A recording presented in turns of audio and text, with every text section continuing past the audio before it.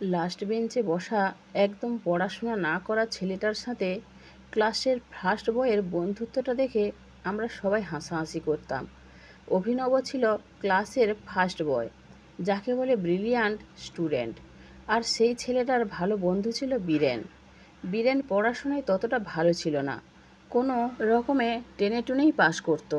আমরা অবাক হয়ে যেতাম, ওই রকম একটা ভালো ছেলে কেনই বা বকাটে ছেলেটার সাথে মেশে। আমি, বীরেন আর অভিনব একই পাড়াতে থাকতাম। পাড়াতে অনেকেই অভিনবকে বলতো, ওই রকম একটা ছেলের সাথে তুই মিশিস কেন? পড়াশোনায় তুই কত ভালো, তোর একটা আলাদা সুনাম আছে, কি হবে একটা ফালতু ছেলের সাথে মিশে? অভিনব চুপচাপ শুনে নিত, কাউকে কিছুই বলতো না। বাড়ি থেকে আমাদের স্কুলটা ছিল একটু দূরেই। আমরা সাইকেলে করে স্কুলে যেতাম। মাঝে মধ্যে দেখতাম অভিনব সাইকেল নিয়ে যেত না। বীরেন অভিনবকে নিজের সাইকেলে বসিয়ে ওই খারাপ রাস্তার মধ্য দিয়ে টেনে নিয়ে যেত। আমাদের খারাপ লাগতো ওটা দেখে। বীরেনকে বলতাম, তোর মতো মাথা মোটা ছেলে একটাও নেই, সবাই নিজের ভালোটা বোঝে, আর তুই বুঝলি না। বীরু এমনিতেই সাদাসিধে ছেলে। আমার কথা শুনে জিজ্ঞেস করতো, কেন এমন বলছিস? আরে, তুই ওকে প্রায় দিনই সাইকেলে বসিয়ে টানতে টানতে নিয়ে যাস বলদের মতো। ও যে তোকে ইউজ করছে, তুই এটা বুঝতে পারিস না? বন্ধুর জন্য তো এইটুকু করতেই হয়। তাছাড়া আমি নিজে থেকেই ওকে নিয়ে যাই, ও কিন্তু ওর সাইকেল নিয়েই যেতে চায়। আমি ওকে বলি, ক্লাসে গিয়ে তোর সাথে তো আর ফার্স্ট বেঞ্চে বসা হয় না, তাই এইটুকু রাস্তা একসঙ্গে গল্প করতে করতে যাই। তুই বোকাই রয়ে গেলি। ও তোর থেকে যে সুবিধা নিচ্ছে, তুই আর এটা বুঝতে পারলি না। সত্যি কথা বলতে অভিনবর সাথে বীরুর বন্ধুত্বটা মেনে নিতে পারতাম না। অভিনব আমার ভালো বন্ধু, তবে বীরুকে যতটা গুরুত্ব দিত ততটা আমাকে দিত না। কেন জানি না, বীরুর জায়গায় নিজেকে বসাতে ইচ্ছে করত। বীরুকে বুঝিয়েও যখন হলো না, তখন ঠিক করলাম অভিনবকেই বলবো ওর সাথে যেন আর না মেশে। মনে মনে ভাবলাম, আমি অভিনবকে কদিন সাইকেলে করে স্কুলে নিয়ে যাব, সেই সুযোগে কথাগুলো বলতে পারবো। যথারীতি একদিন স্কুলে যাবার আগে চলে যাই অভিনবর বাড়িতে। ওকে গিয়ে বললাম, তোর সাথে আমার কিছু কথা আছে অভিনব, তাই আজ আমার সাথে আমার সাইকেলেই চল। আমার কথা শুনে অভিনব বলল, আজ তো আমি সাইকেল নিয়েই যাব, তোকে নিতে হবে না, আজ আমার সাথে চল।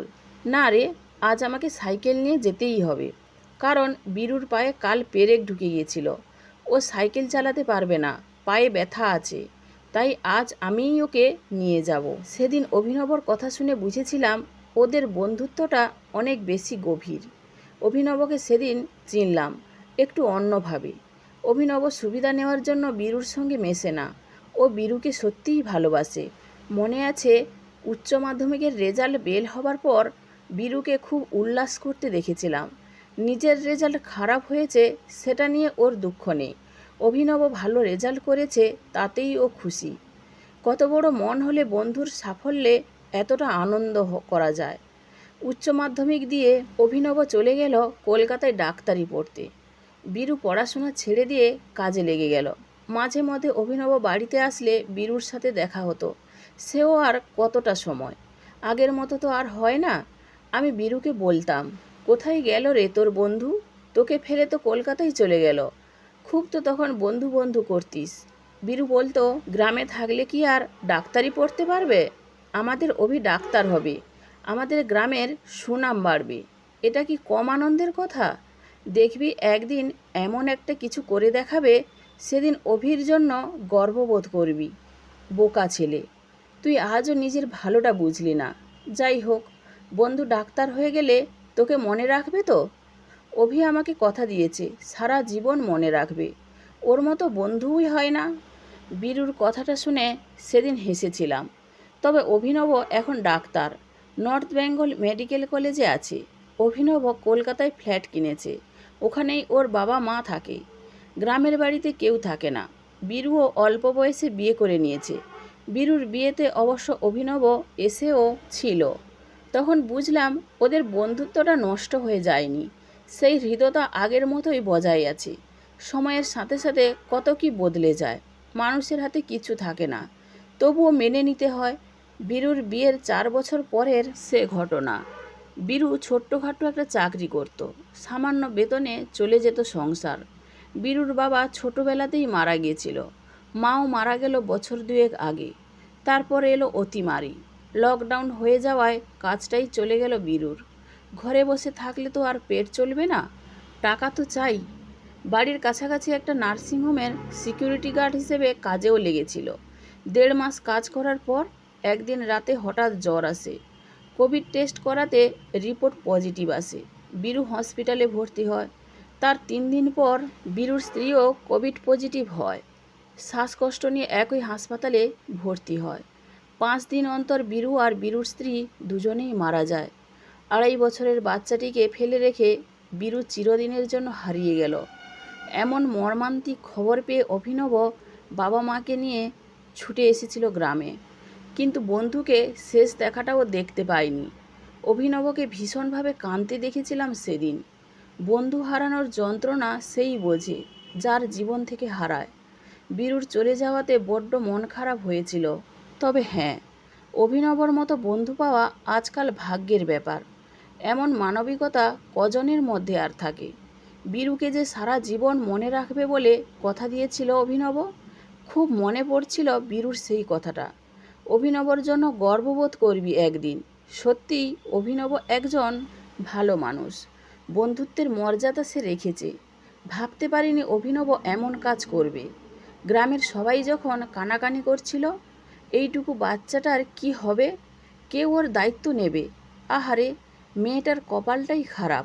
কপালের লিখন তো বিধাতা লেখে, খারাপ হবে বললেই কি খারাপ হতে পারে? গ্রামের অতগুলো মানুষের সামনে অভিনব বাচ্চাটাকে কোলে তুলে নিয়ে চিৎকার করে বলেছিল, ওর সব দায়িত্ব আমার। বীরুর মেয়ে মানে ও আমারও মেয়ে, আজ থেকে আমিই ওর বাবা। গ্রামের লোকজন তখন অবাক হয়ে গিয়েছিল কথাটা শুনে।